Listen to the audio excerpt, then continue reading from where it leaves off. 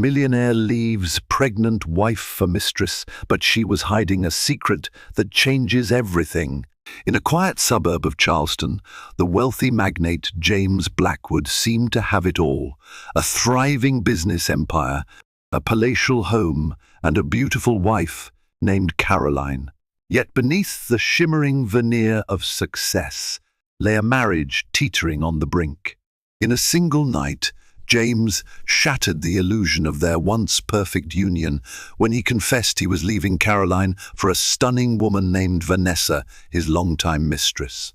Broken-hearted and blind-sided, Caroline braced herself for the fallout. Little did James know, however, that Vanessa was harboring a shocking secret, a hidden truth that would upend all their lives forever. Caroline Montgomery Blackwood was born into a modest family in Greenville, South Carolina. She was the daughter of a high school teacher and a retired nurse, both of whom instilled in her the values of compassion, integrity, and resilience.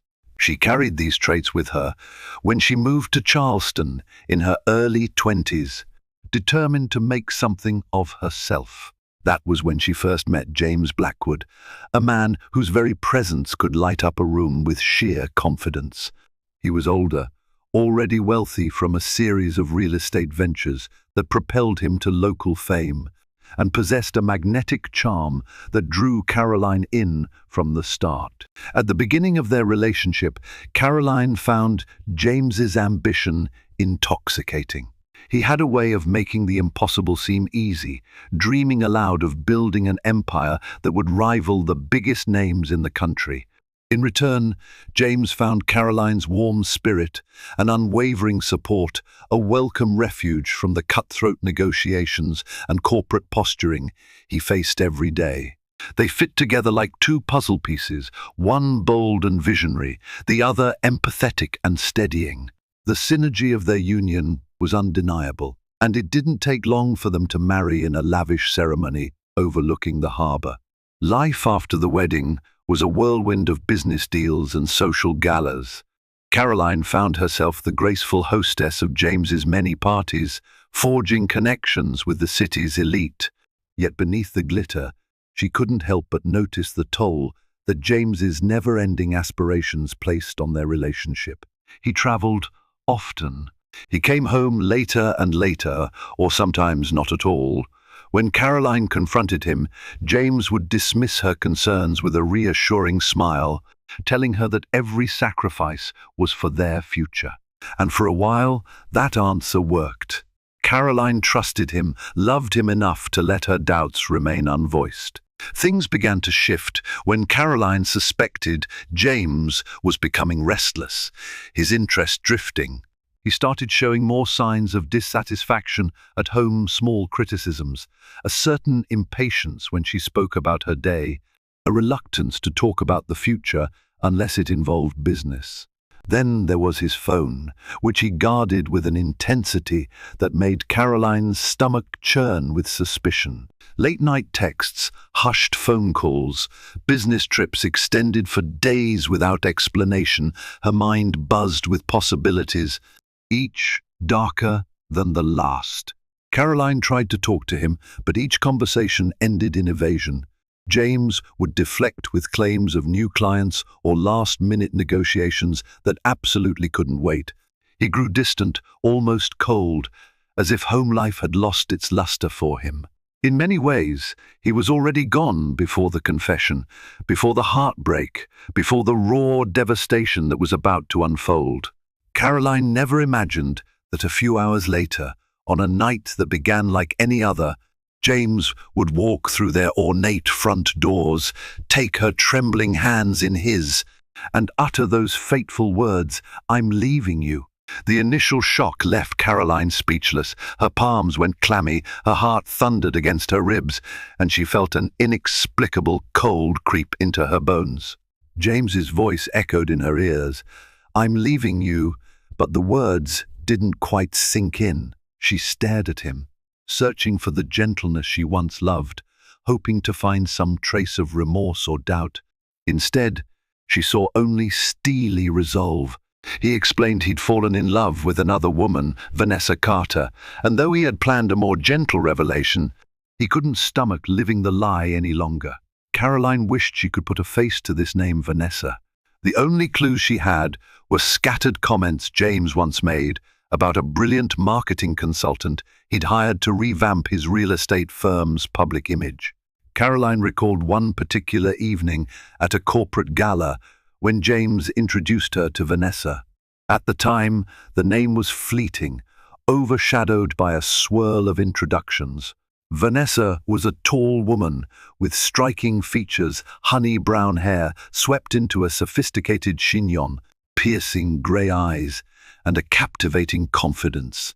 Caroline remembered her feeling slightly uneasy that night, but she dismissed it as mere self-consciousness. Now, all the pieces fit together in a puzzle that only spelled betrayal. Although she was crushed, Caroline found a glimmer of courage deep within. The next morning, she hired a private investigator named Mark Stevenson, a seasoned professional recommended by a friend who had gone through a similarly devastating divorce. If James was leaving, Caroline wanted to know what she was up against. Part of her felt guilty for stooping to secrecy, but she told herself this was self-preservation. After all, James had shattered their vows. The least she could do was protect herself. As Mark started digging, Caroline pored over bank statements and financial records. She discovered that James had been funneling money into a secret account for months, perhaps even years.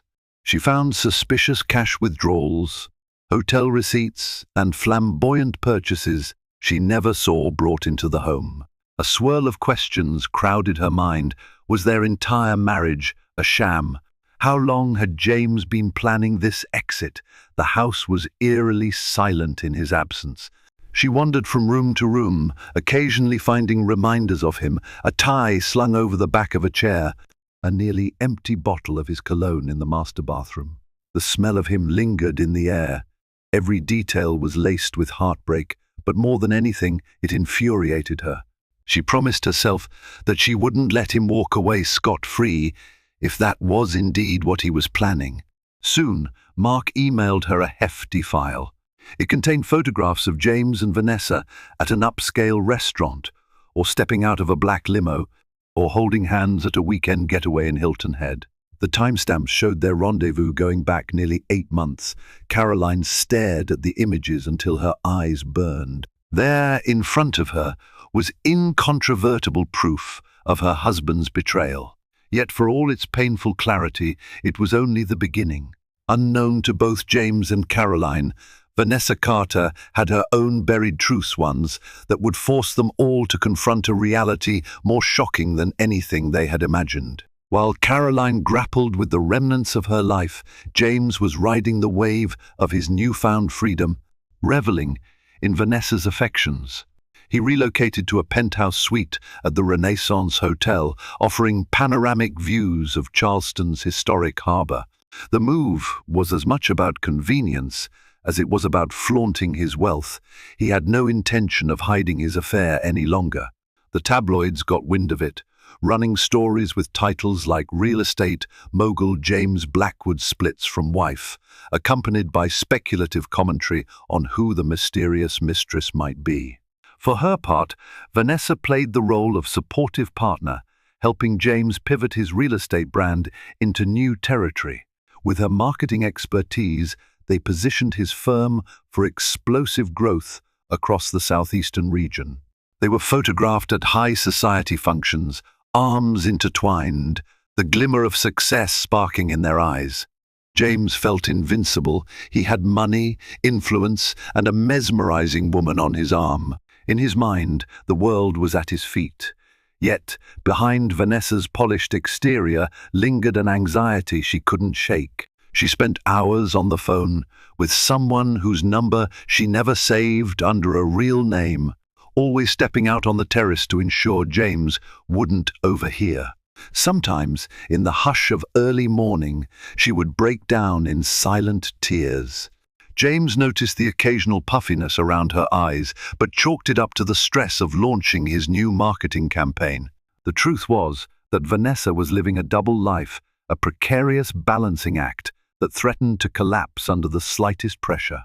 In a hushed meeting at a coffee shop outside the city, Vanessa met with a man named Thomas Carlyle.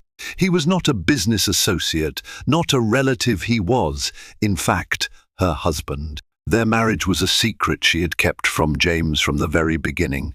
Thomas was no millionaire. He was a school administrator in Charlotte, leading a